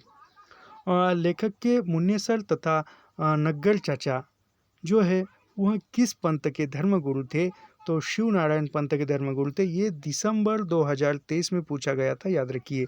इन दोनों गुरुओं के दर्जनों अलग अलग चेले थे जो दूर दूर के गांवों में फैले हुए थे। संयोगवश अपने गांव का कोई भी व्यक्ति उसका चेला नहीं था। मुनीसर चाचा कलकत्ता की एक जूट मिल में नौकरी करते थे, यानी मुनीसर चाचा कहाँ पर नौकरी करते थे, कलकत्ता की एक जूट मिल में।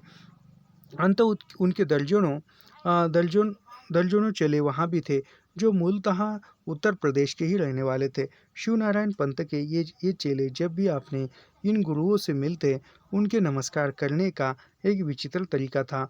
वे सिर पर पहले पगड़ी बांधते और फिर गुरु के सामने घुटना मोड़कर उठ की बैठ जाते। फिर दोनों हाथ एक साथ सटा हुआ फैलाकर गुरुजी से पैर पर रख देते। वे अपने सिर को दाएं यौनिक मुद्रा में घुमाने के बाद पैरों पर ही झुकाकर जोर से बोलते, बंदगी साहब। यानी जो शिवनारायण पंथी के जो शिष्य थे वह गुरु को नमस्कार करते हुए क्या बोलते थे, बंदगी साहब। ये गुरु जब जब कभी चेलों के घर जाते तो थाली में उसका पैर धोकर उस गंदे पानी को चेले पी जाते। यानी वह ये शिवनारायण पंत में यदि गुरु चेले के घर जाता, शिष्य के घर जाता, तो शिष्य शिष्य जो है एक थाली में उसका पैर धोकर वो पानी पी जाता। हमारे घर में शिवनारायण पंत की परंपरा में साल में 3 अवसरों पर समारोह होता था। यानी लेखक के घर में शिवनारायण पंत की परंपरा में 3 अवसरों पर समारोह होता था, जिसमें बड़ी संख्या में चेले उपस्थित होते। ये 3 अवसर होली, दिवाली तथा कृष्ण जन्माष्टमी के दिन आते। यानी शिवनारायण पंत का समारोह लेखक के घर में किन किन त्योहारों पर होता था? होली, दिवाली तथा कृष्ण जन्माष्टमी। इन समारोहों को गादी लगाना कहा जाता था। अ, लकड़ी की बनी छोटी मेज के बराबर छोटे पैरों वाली एक चौकी रख दी जाती। उस पर सांप कपड़ा बिछाकर सुविधा अनुसार उपलब्ध किसी भी देवी देवता का शीशे में मढ़ा हुआ फोटो रख दिया जाता। ढेर सारी अगरबत्तियां भी जलाकर रख दी जाती। यद्यपि हमारे परिवार में कोई पढ़ा लिखा नहीं था, किंतु घर में न जाने किस भाषा में लिखी हुई एक हस्तलिखित पांडुलिपि लाल कपड़े में रखी हुई थी, जिसे अन्यास कहा जाता था। यानी अन्यास किसको कहा जाता था? तो ये किसी लिपि में लिखी हुई किताब थी, और वह हस्तलिखित थी और एक लाल कपड़े में वह बंधी हुई थी, उसको अन्यास कहा जाता था। इस पांडुलिपि को कोई व्यक्ति छू तक नहीं सकता था। इस रहस्यमय अन्यास को भी चौकी पर रख दिया जाता। इसी को गादी लगाना कहा जाता। गादी लगाने की चौकी के चारों तरफ गुरु समेत चेले तन्मय होकर बैठ जाते। इसके बाद ढोल, खंजीरा तथा अन्य वाद्य यंत्रों के साथ रात भर शिवनारायण के भजन गाए जाते। बीच बीच में कबीर के भी भजन गाए जाते।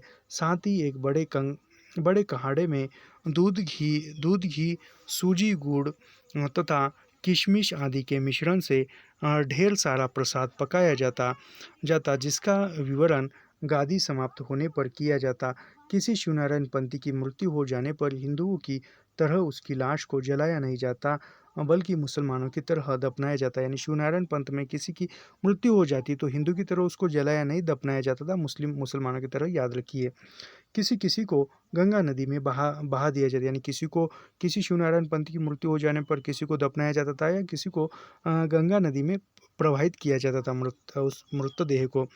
मृतकों के अंतिम संस्कार की एक विशेष बात यह होती थी कि लाश को घर से कब्रिस्तान तक ले जाते समय शव यात्री ढोल मंजीरा के साथ भजन गाते हुए चलते थे, तथा रास्ते में 5 जगह लाश को जमीन पर रखकर एक विशेष भजन गाया जाता, जिसे परवाना भी पूछा गया था। डांगर परवाना ये पूछा गया था, ये अभी हाल ही में पूछा गया था, जो एग्जाम हुआ था उसमें पूछा गया था। परवाना यानी क्या है? किसी शिवनारायण पंत की मृत्यु हो जाती पर वह कुछ 5 जगह पर उस लाश को रखा जाता था, बॉडी को, और एक विशिष्ट भजन गाया जाता था, उसको परवाना कहते थे। दफनाते समय भजन गायकी तथा वाद्य यंत्रों की रफ्तार बेहद तेज हो जाती। सारे शवयात्री मृत्यु के तीसरे दिन मृतक के घर इकट्ठा होते और भाड़ में भुने हुए गेहूं का दाना खाकर शरबत पीते। गेहूं के दाने को बहुरी कहा जाता था। यानी बहुरी यानी जो गेहूं के दाने, जो भाड़ में भुने हुए गेहूं के दाने, यानी बहुरी कहा जाता। बहुरी के संदर्भ में एक रोचक तथ्य यह है कि गांव की दलित महिलाएं आपस में झगड़ा करते समय एक दूसरे के बेटे, पिता, पति या किसी अन्य की बहुरी बुझाने का साथ थाप देती तो इसे बहुत बुरा माना जाता था। जाहिर है, बहुरी बुझाने का मतलब होता था विपक्षी के सगे संबंधियों की मृत्यु करवाना। यानी बहुरी शब्द का अर्थ ये एक और क्या है? तो विपक्षी यानी हमारे विरुद्ध जो खड़े हैं उनके सगे संबंधियों की मृत्यु की कामना करना, या मृत्यु हो जाना, यानी तुम्हारे सभी की मृत्यु हो, ऐसा शाप देना, यानी बहुरी। बाद में मृत्यु के 13वें दिन 13वीं के अवसर पर जब बहुत बड़ा मृत्यु भोज होता था, शिवनारायण पंथ की सबसे बड़ी विशेषता यह कि इसके संस्थापक शिवनारायण स्वयं उत्तर प्रदेश के बलिया जिले के एक क्षत्रिय थे। यानी शिवनारायण पंथ के जो संस्थापक थे वह कहाँ के थे? तो उत्तर प्रदेश में बलिया जिले के क्षत्रिय थे, याद रखिए। किंतु उनके अनुयायी सिर्फ दलित जाति के लोग बने, यानी शिवनारायण पंथ के शिवनारायण जो थे वहाँ क्षत्रिय थे, लेकिन उनके अनुयायी दलित लोग बने। सिर्फ दलितों में इस पंथ का प्रचलन अ, अपने आप में एक रहस्यमय तथ्य है। शिवनारायण पंथी बन जाने पर उस व्यक्ति को गुरुमुख कहा जाता, यानी शिवनारायण पंथी बन जाने पर उस व्यक्ति किसी व्यक्ति ने शिवनारायण पंथ अपनाया और वो शिवनारायण पंथी बन गया तो उसको क्या कहा जाता था? गुरुमुख कहा जाता था, याद रखिए। पिताजी के चौथे बड़े भाई का नाम मुन्नर था, यानी पिताजी के चौथे बड़े भाई का नाम क्या था? मुन्नर था। वे चौधरी चाचा दोनों शिवनारायण पंथ गुरु चाचाओं में बिल्कुल भिन्न समन्वयवादी किस्म के थे। इसी विशेष के कारण उन्हें परिवार परिवार का मालिक कहा जाता था, यानी पर मुन्नर जो था परिवार का मालिक था। घर में जो कुछ संपदा थी उसका वे हिसाब किताब रखते थे। मुन्नर चाचा भूत पिथाए पिथाच में बहुत विश्वास रखते थे। वे दादी की तरह चमड़िया माई के भक्त थे। साल में गर्मी के दिनों में गांव भर के दलित मिलकर चमड़िया माई तथा डीह बाबा की पूजैया करते। यह पूजैया आम पूजैया से भिन्न होती। हर साल पूजैया के आयोजन में मुन्नल चाचा की नेतृत्वकारी भूमिका होती थी। वे गांव भर के लोगों से पूजैया के लिए अनशंदा इकट्ठा करते। रात के समय सोता पड़ने के बाद गांव के बाहर मैदान में लोग इकट्ठा होकर बड़े बड़े घड़ों में धार बनाते बनाते तथा इस पर किसी न किसी ओझा या यांत्रिक को अवश्य बुलाया जाता। ओझा लोंग तोड़ तोड़ कर विभिन्न देवियों का नाम लेकर हिचक हिचक कर विचित्रा विचित्रा शब्द ध्वनि निकालता। यह क्रम घंटों रात सट्टाने में चलता रहता। धार से भरे हुए घड़ों के पास लाल कपड़े को अनेक झड़ियों में रख दिया जाता था।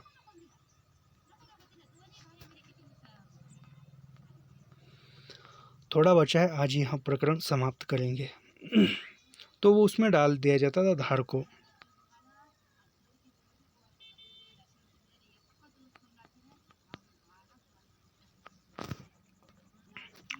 धार से भरी हुई घड़ों के पास लाल कपड़े की अनेक झंडियाँ भी रख दी जाती थी। साथ में गोल आकृति का एक बड़ा भतुआ एक प्रकार का कद्दू रखा जाता। भतुआ अंदर से बिल्कुल लाल रंग का होता था।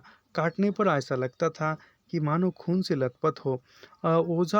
ओझावारा ओझोती समाप्त होने पर मुन्नल चाचा के नेतृत्व में धार से भरे घड़ों को उठाकर कंधे पर रख लिया जाता।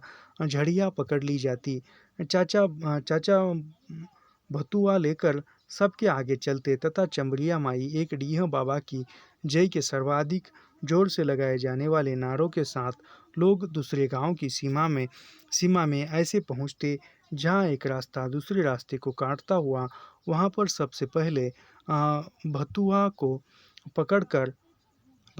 पकड़कर चकनाचूर कर दिया जाता तथा वह धार भी गिरा दी जाती और झड़ियाँ गाड़ दी जाती।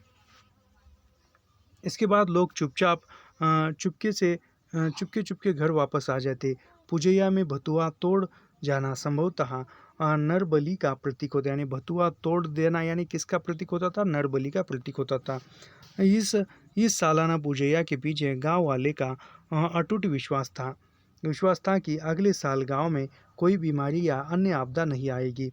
पूजैया के दूसरे दिन दलित बस्ती के सभी लोग मिलकर एक बहुत बड़ा सूअर खरीद कर लाते और उसी की बलि चढ़ाई जाती। सूअर खरीदने की प्रक्रिया बड़ी रोचक होती थी। सूअर पालने वाले दूर दूर के गांवों में रहते थे। साधारणतः दलितों में पासी जाति के लोग, यानी दलितों में कौन से जाति के लोग सूअर पालते थे? तो पासी जाति के लोग सूअर पालते थे। हमारे गांव में कोई पासी नहीं था, यानी धर्मपुर में कोई पासी जाति का लोग नहीं था सूअर पालने वाले। किसी किसी गांव में 1 या 2 घर पासियों के होते थे। सूअरों को रखने के लिए 10 से 15 फीट का लंबा चौड़ा 2 फीट गहरा चौकोर गड्ढा खोदकर किनारे किनारे 4 या 5 फीट की ऊंचाई दीवार खड़ी की जाती थी तथा उसके ऊपर गन्ने की पत्ती से बनी मंडई टांग दी जाती।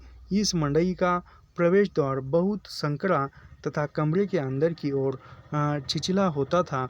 इस निवास को खोबहार यानी खोभार कहते थे। यानी खोभार किसका निवास था? तो सुअर का निवास था, याद रखिए।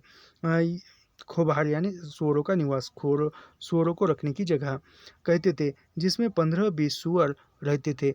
सुअर रात के समय ही खोभार में आते थे, अन्यथा वे गांव के आसपास इधर उधर भोजन की तलाश में भटकते रहते थे। इसलिए सुअर खरीदने वाले भी दौड़ते हुए सुअरों का पीछा करते हुए उसमें से किसी एक को पसंद करते थे। पसंद करने के बाद कीमत तय हो जाने पर उसे पकड़ने के लिए लंबी लंबी सामूहिक मैराथन दौड़ लगानी पड़ती थी। कभी कभी सुअर घंटों भागता रहता था। दौड़ भी उतनी देर जाती जाती थी। अंततः उसे घेर कर मुश्किल से काबू में किया जाता था। पकड़ने के बाद सुअर सुअर के चारों पैर को मोड़ी रस्सी के साथ बांध दिया जाता था। फिर एक मोटे बांस की काठी में लटका कर दो दो आदमी आगे पीछे जिस तरह डोली कहार उठाते हैं वैसे ही उठाकर अपने गांव लाते। जिस तरह उस जमाने में सवर्ण घरों की कन्याएं विवाह के बाद विदा होकर डोली में बिठाकर ससुराल जाती थी, यानी ये जिस प्रकार सुअर लाते थे उस प्रकार वह सवर्ण की जो कन्याएं है विवाह होने के बाद विदा की जाती थी डोली में बिठाकर। समय रोती चिल्लाती तथा रुंदन विवाह के बाद विदा होकर डोली में बैठकर ससुराल जाते समय रोती चिल्लाती तथा रुंदन गायकी करती रहती थी। ये सुअर भी वैसे ही मानव कंधों की काड़ी में बंधे तथा उल्टे लटके हुए रास्ते भर चिल्लाते रहते थे। सुअर की बलि या उसे मारने का तरीका बहुत अमानवीय होता था। सुअर को जमीन पर लेटाकर उसकी गर्दन तथा कमर के ऊपर बांस की काठी रखकर चार चार आदमी जोर से दबाए रहते। फिर एक आदमी द्वारा लगभग 2 फीट लंबी अत्यंत नुकीली सलिया जिसे हिकना यानी लोहे की सलिया जो सुअर मारने के लिए लाती थी उसको क्या कहते थे? तो उसको हिकना कहते थे, याद रखिए। उसके सिरे में भोंक दिया जाता था। सरिया भोंकते समय सुअर बड़ी तेज आवाज़ में चिल्लाना शुरू कर देता था। उसकी यह आवाज़ मीलों दूर तक सुनाई देती। सुअर की चिल्लाहट के साथ ही चमड़िया माई तथा टीह बाबा की जय जयकार होती रहती। सुअर के मरते ही हिकना को सीने से निकाल लिया जाता और उसके गहरे घाव में उतना ही बड़ा बड़ा अरहर का डंडा, जिसको रहट्टा यानी अरहर का डंडे को रहट्टा कहा जाता था, घुसेड़ दिया जाता ताकि खून बाहर न निकले। मृत सुअर के बाल उखाड़ने के बाद उसे गन्ने की पत्ती जलाकर खूब भुना जाता ताकि उसके चमड़े में घुसे बालों की जड़ें समाप्त हो जाए। उसके बाद सुअर की पूंछ के पास पूंछ समेत करीब 1 किलो का मांस का बड़ा टुकड़ा सबसे काट कर निकाल लिया जाता था। इस पूरे टुकड़े को पूंछ ही कहा जाता था, जिसे हमारे 12 गांव के चौधरी चाचा को समर्पित किया जाता था, याद रखिए। गांव में जब भी सुअर की बलि या बिना बलि वाला सुअर मारा जाता, यह 1 किलो की पूंछ चौधरी के नाम पर हमारे परिवार को मुफ्त में मिलती। बाकी मांस आवश्यकता अनुसार हर परिवार पैसे से खरीदता था। सुअर की पूंछ चौधरी चाचा की 12 गांव में विशिष्ट प्रतिष्ठा थी, यानी वह सुअर की जो पूंछ थी वह 12 गांव के चौधरी की विशिष्ट पहचान थी, याद रखिए, प्रतिष्ठा थी। उनकी न्यासिक भूमिका की मान्यता का प्रतीक थी। यह परंपरा चौधरी चाचा के जीवन पर्यंत जारी रही।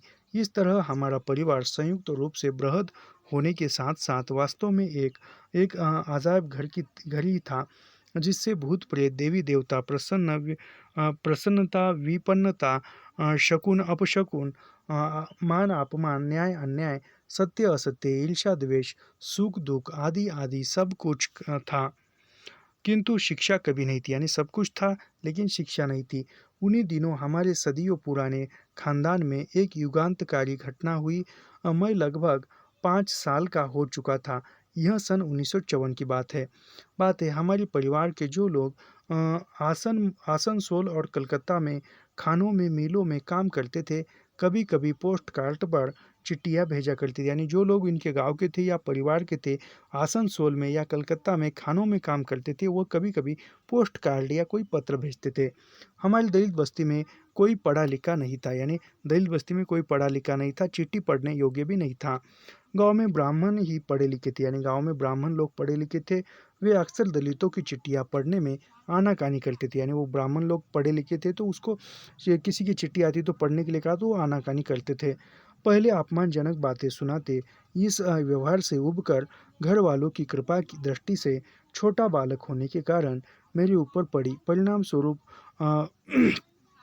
पूर्वोक्त शिव मंदिर के पास स्थित प्राइमरी स्कूल में मुझे चिट्ठी पढ़ने लायक बनने के उद्देश्य से भेजा, यानी किस उद्देश्य से लेखक को स्कूल में भेजा गया, कम से कम ये चिट्ठी पढ़ने के लायक हो जाए, इस उद्देश्य से लेखक को स्कूल में भेजा गया, याद रखिए। तो यहाँ पर जो है पहला खंड समाप्त होता है और मुर्दइया तथा स्कूली जीवन ये हम बाद में देखेंगे। तो ऐसे ही लाइन टू लाइन पंक्ति दर पंक्ति अध्ययन कीजिए, हमारे साथ जुड़िए, निःशुल्क अध्ययन कीजिए। और सबसे बड़ी बात मैं बताना चाहता हूँ कि आपको ये क्लास कैसी लगी बताइए, क्योंकि अच्छी लगी तो और पढ़ाने में उत्साह आ जाएगा, और ऐसी वैसी लगी तो उसमें हमें सुधार करने का भी अवसर मिलेगा, क्योंकि आपकी टिप्पणी, आपकी कमेंट हमें हौसला देती है, हमें हमें हम में क्या कमी है यह बताती है। तो मिलते हैं नेक्स्ट वीडियो में। धन्यवाद।